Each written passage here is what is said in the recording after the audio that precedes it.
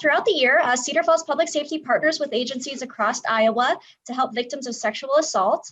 As we wrap up Sexual Assault Awareness Month, we've invited some of our partners, including Miranda at Allen Child Protection Center at UnityPoint Health-Waterloo, and Gwen, she is the director at Riverview Center, and they have locations across the state to help survivors of sexual assault. Now, together, they work with Cedar Falls Public Safety to provide support and resources.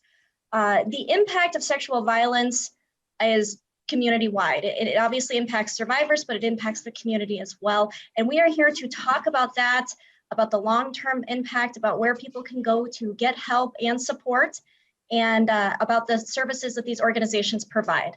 We're also joined by Lieutenant Kari Rea of the Cedar Falls Public Safety Department, and she's going to discuss how public safety works with these agencies to help the community. So welcome, everybody. Hi there.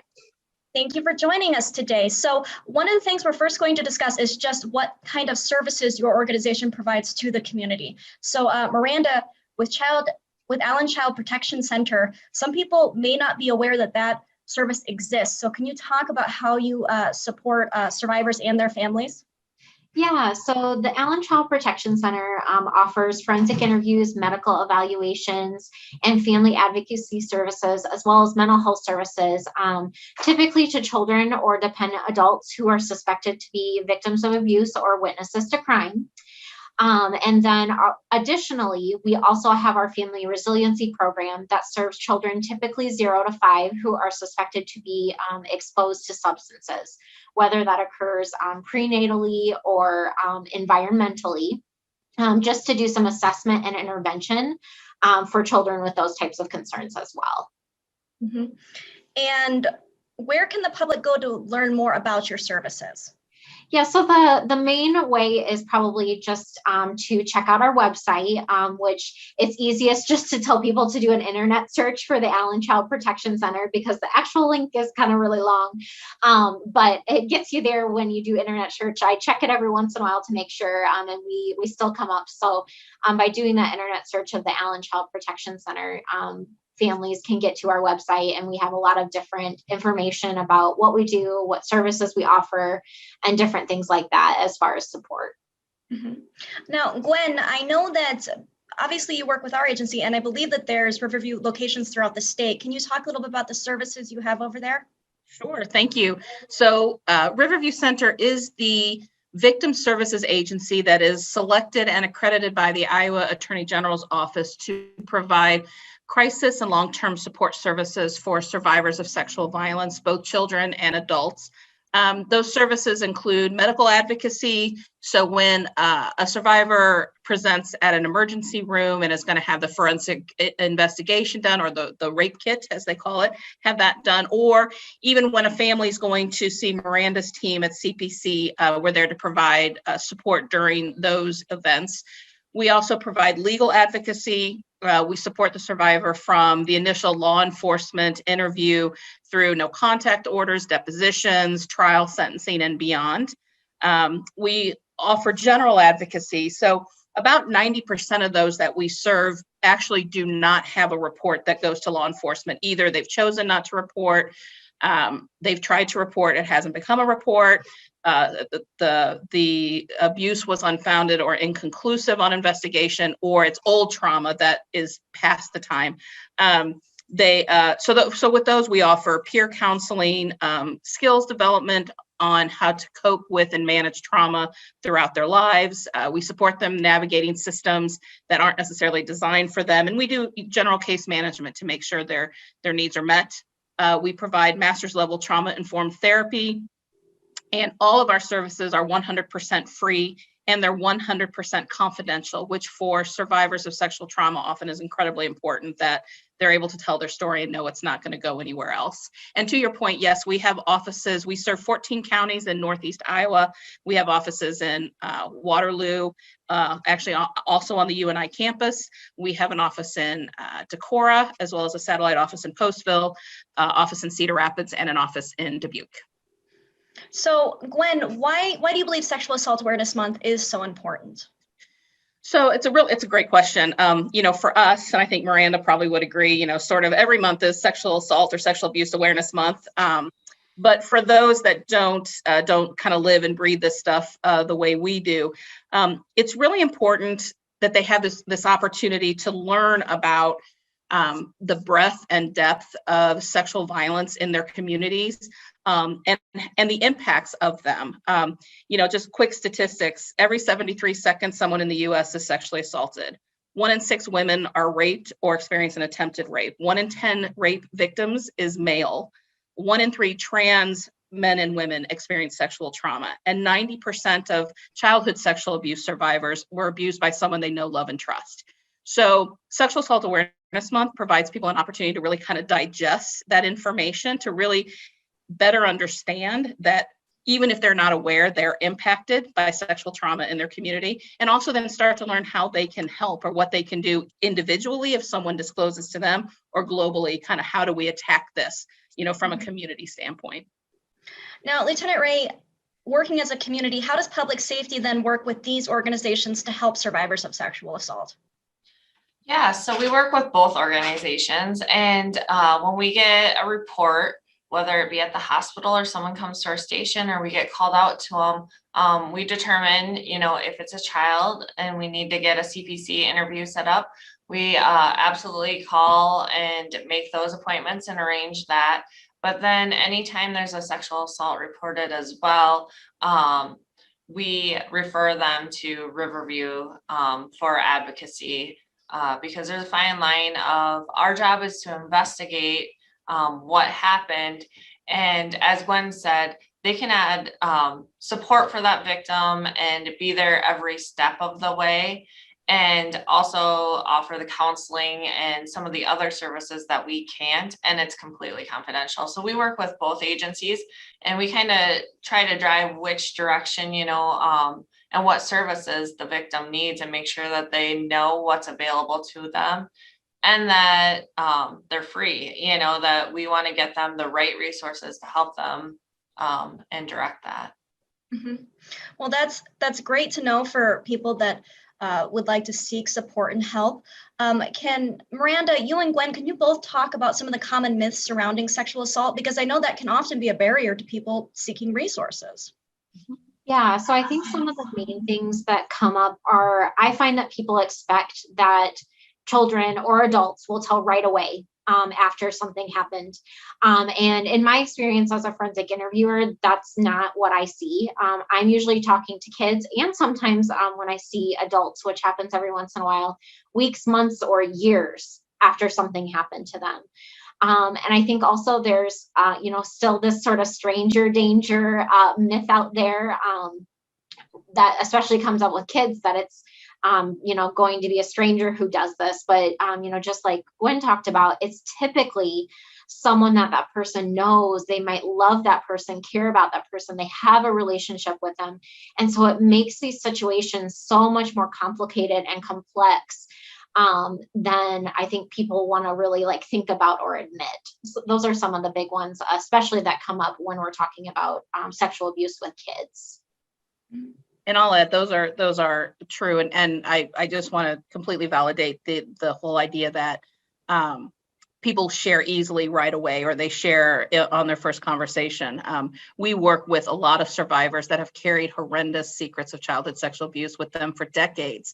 And it continues to shape and frame their relationships with their family, but they still might disclose to us, but they still don't want to disclose to anyone else because it's just too hard.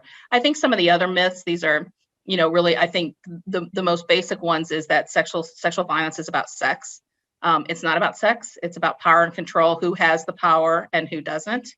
I think another one is that there are a rash of false accusations out there. This happens for both adults and children, that people are lying when they disclose. And research shows that, less than 2% of reported sexual abuse or sexual violence might be a false report, but that's 2% of the reported cases. And we know even liberally, 40% of cases get reported, maybe even less than that. So really, when you look at that 2% of false accusations, it represents a minute situation compared to the depth and breadth of and extent of sexual violence in our communities.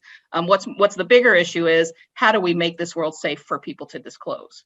That's much more important and relevant a question than, why do people lie, or people, what happens. And finally, the big one for us that we really want people to know is that there's a myth out there that men can't be survivors. And we work with a tremendous number of men who were either sexually abused as children. They say, again, estimates 1 in 6 boys is sexually abused, although it might be greater than that. But also men as adults are sexually abused or sexually assaulted. And it brings its own levels of shame and blame and why they don't disclose. So, creating safe spaces for men to disclose is something that I wish we could kind of get to as well.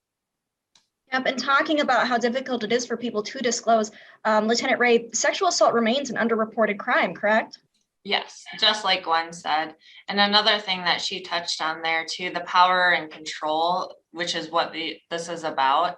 Every victim, we provide the power and control wheel to, and a lot of victims don't realize that that's kind of what happened. And when they see it in writing and can take it home and actually process, and they start looking through the wheel of all the categories that are maybe checked, that they didn't really realize was happening to them as this relationship developed, or especially when the accuser is known to them, as we know it usually is.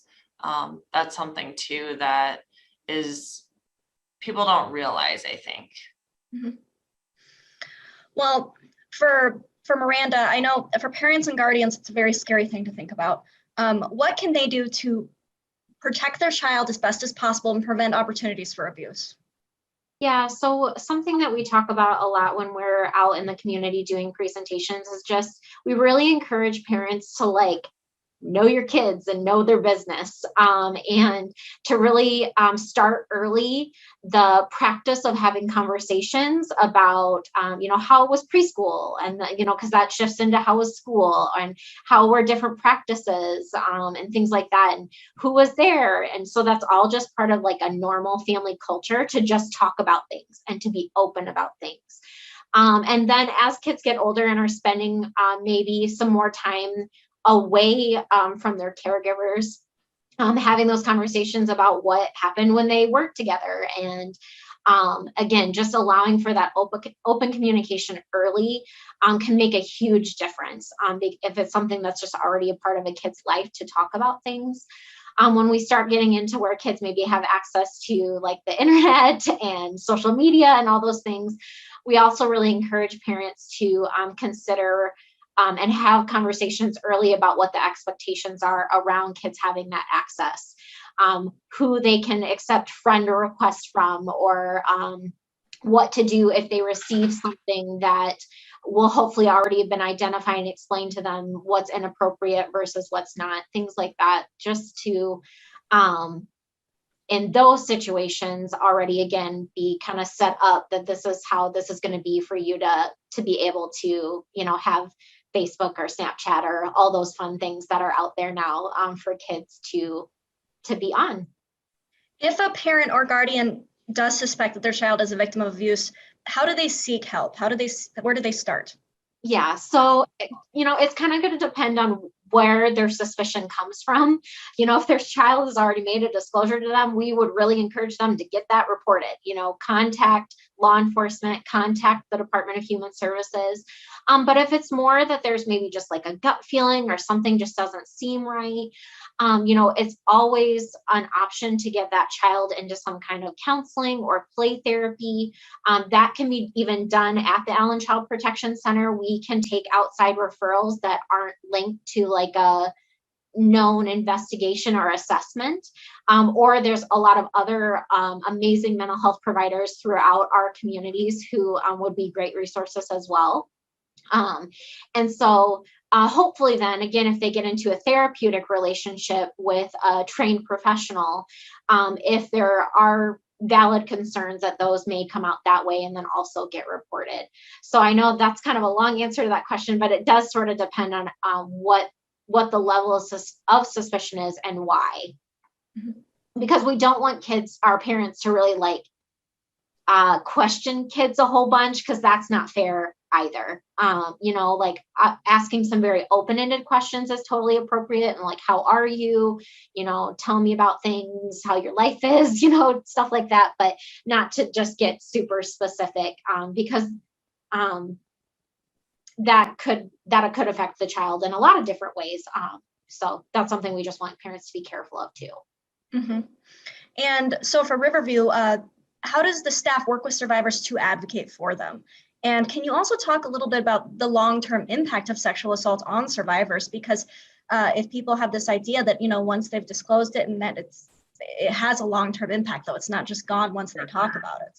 Sure. So, as Miranda and I both stated, disclosure is hard, and it is, sometimes it's a one-shot deal. I mean, that's kind of the way we feel about it. So for us, how we work with survivors, one of the ways we do is we try to always be prepared. We're 24/7, 365. So at any moment that someone wants to seek help, our phone is answered every minute of every day of every year for us to connect with that survivor. But I think more importantly, what we've learned over time is sometimes even just making that phone call is too hard. And we need to be in spaces where survivors already feel safe for them to then feel they can disclose to us. So we have grown in our relationships working with other mental health providers, with healthcare providers, with school districts, school counselors, that we are present. We have a presence there. So they know that they can come and disclose to us because they already know that we are safe. Sometimes that's the way for them to disclose. We meet them where they are. For example, in Cedar Rapids, we just created a partnership with the homeless shelter system there, and we spend time in the homeless shelter, not just helping them with sexual violence, but also any of their other needs. And from there, they're able to disclose if they feel that that's something that's problematic for them. And we're working on the same kind of relationships across our service area.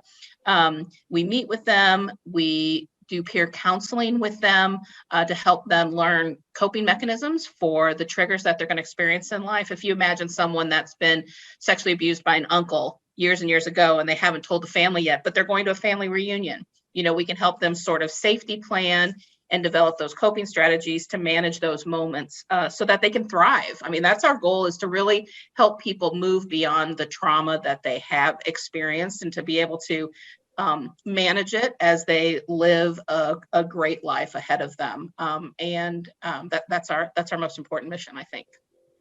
Oh, and the long-term impacts. Long-term impacts. Well, and I wanted, because it's not just on the survivor, I believe it has a long-term impact on the community as well, families and everything like that. It absolutely does. So if you think about some of the major individual long-term impacts, depression, anxiety, hypervigilance, suicidal ideation, suicide attempts, and unfortunately successful suicides, self-harm, inability to trust, or the opposite, a real desire to connect that leads people to put themselves in risky positions. All of these things, of course, then impact people's ability to relate. So even if you think about your coworker next to you, in the cubicle next to you, and if they've experienced this and are carrying this trauma around that's unresolved, how that might impact their ability to relate to you in the workplace and what that feels like. Big one, if you think about Cedar Falls and you and I, 33% of those that experience sexual violence while in college will have some sort of educational disruption. And most times that's a complete withdrawal from school. So if you think about how that impacts the UNI community, that's lost revenue, certainly, but it's also loss of human capital and an energy and a soul that's on campus and doing wonderful things, and how that then impacts when they know sexual violence is on the campus and what that feels like.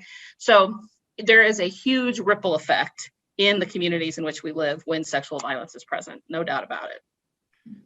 Now, Lieutenant Rea, can you talk about some of the current laws regarding sexual assault that the community should be aware of? Sure. Especially last July 1st of 2020, we had some major changes in the laws come in. And so it used to be within 10 years after a victim turned 18, they had to report their sexual assault. And now the law changed to they have 15 years. Because like we've talked about, not everybody comes forward right away. We know that. But even once they're an adult, it takes time for them to process that. So now they have 15 years to come forward with those reports, which is a huge step forward, I think, for sexual assaults. And then the other law that went into effect July 1st last year is a charge called continuous sexual abuse of a minor, and it's a B felony. And what kind of the simplification of this are broken down, it's 3 or more sex acts beyond a 30-day period. So like this is an ongoing sexual abuse of a child, and that carries a 50-year sentence. It's a B felony instead of the 25-year that that the B felony used to get, but this charge specifically has a 50-year. So those are great steps forward with our charging abilities. Mm-hmm. Now, can all three of you talk about, we're talking about how this impacts survivors, how this impacts families, communities, coworkers. So what can the public do to help? I'll step in real quick. I'll just say believe. I mean, if someone comes forward, I know Miranda's shaking her head vigorously. If someone comes forward, whether it's a child or an adult, and they disclose, believe. It's amazing how often we don't. And for me in this work, it was a matter of just making a decision that I'm just going to believe people. When they tell me, I'm just going to believe them. I don't question. I don't think, that couldn't be. I just believe. The hard part about that is sometimes you have to believe that people will perpetrate sexual violence. That might be people you like. It might even be people that you love. It might be people in your community you respect. It might be, clergy, family, teachers, coaches, the next door neighbor that you've lived, next to. And, that's difficult to believe that, but people don't lie about these things. The trauma that's involved in coming forward and disclosing is so great. People do not lie about this. And the other thing is, call people out if you hear them making rape jokes or racist jokes or homophobic jokes, or you hear people talking about things that are dehumanizing. The same things that cause sexual violence, the same values that underlie sexual violence, the dehumanization of others, and the denial of people's humanity are the same things that cause racism and homophobia and misogyny and all those kind of things. So we have to call that out all the time. And the whole world can take part in that. That's how the whole world can kind of help battle sexual violence.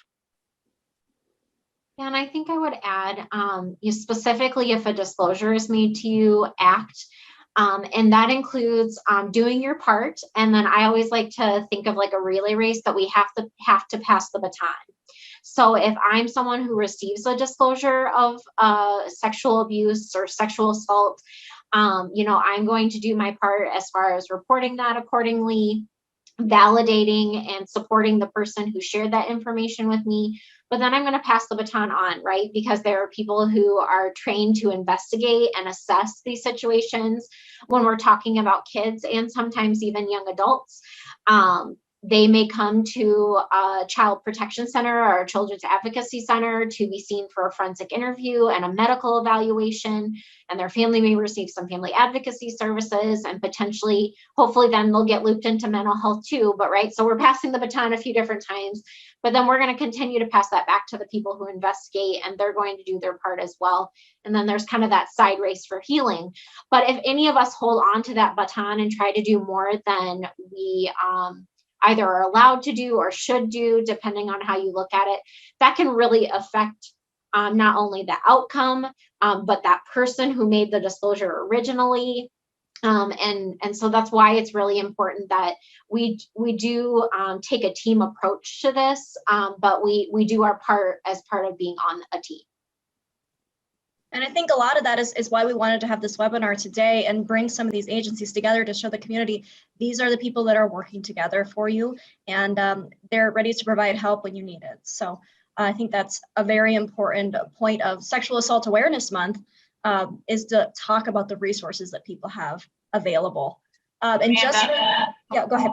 I would just add with that to, if you see something, say something. And if you suspect something, say something, so that we can get help, or we can get to the bottom of whatever it is. If something doesn't seem right, to check in and check on that person and see if we can offer assistance and help them through it. Exactly. And just for the public knows, I'm going to ask Miranda and Gwen, how much does it cost to have a sexual assault examination done? I'll say nothing. Yeah, nothing. And I think Miranda will say the same thing. Any costs for the rape kits that are done, or any of those services that are provided at that moment, whether it be STI medication or Plan B or anything that happens in those moments, that is all covered by the Crime Victim Assistance Division of the Attorney General's office. So there should never be a charge to the survivor or their insurance. Yeah, but that's just something we wanted to emphasize to the public, because obviously you have your own barriers. You may have to work through to make a report if the pain it comes to disclose it, but cost is not one of them. And there are free services there to help you. Yeah. And you can do it anonymously. Even if you go to the hospital and have a kit done, you can keep it completely anonymous, and they attach a number to it, and then they'll call law enforcement, and your kit will get tagged into evidence under that number. So evidence can be preserved, and maybe they're not ready to report it to law enforcement yet, but at least we'll have that evidence if they are ready, and we can move forward with the investigation as well. So, and then also through the Iowa Attorney General's, there's the Crime Victim Compensation Program. So if during that kit they take your clothes, or we come and take your bedding, whatever that is, you can apply through that program to get reimbursed. And if you need to see a counselor, they'll reimburse up to a certain dollar amount. And it's just an application that you need to fill out. And advocates often help fill those out as well. Yeah, exactly. So there is no cost, and they are here to help you. So just a quick reminder, Miranda, if you want to say where people can go to find more information about the resources at Allen Child Protection Center. Yeah, just again, internet search for Allen Child Protection Center. Our website will come up. It has kind of all of our services, some additional resources, our phone number, things like that. We are always open to people in the community contacting us if they just have questions, or if they'd like to set up for us to do a training. Because we do offer trainings throughout the 27 counties that we serve, and we've learned how to even do most of them virtually now. Thank you, COVID-19, I guess. And so we are always happy to provide education, or just to talk with someone over the phone who has questions, or maybe if it's more to a specific case, if they are just not sure what to do, we're always happy to help kind of talk that through. Yep. And then Gwen, could you talk about where people can go to find how Riverview can help them? Sure. So again, same thing as Miranda, best thing to do is go to the internet, and it's riverviewcenter.org. On there, you'll find a list of all of our resources, our locations, our 24/7, 365 hotline that is always answered by a trained advocate. So it can help process and help, again, so many times, as Miranda said, people just have questions. They're not quite sure what to do. There's a situation they're aware of, and they just are trying to figure out what the best course of action is. And so, like she said, we are always open to answering any questions. Don't worry about calling the right office. Just call that 888 number 24/7, and we'll get you to the right people who can help you. Great. Well, I really want to thank all the guests on today's webinar for their time and their service to the community. We want to remind everyone that although Sexual Assault Awareness Month is coming to an end, it remains of the utmost importance year-round. So if you need help, you're not alone. Please reach out to get the support you need. Thank you again to Miranda and Lieutenant Rea and Gwen, and really appreciate your time. So stay safe, Cedar Falls.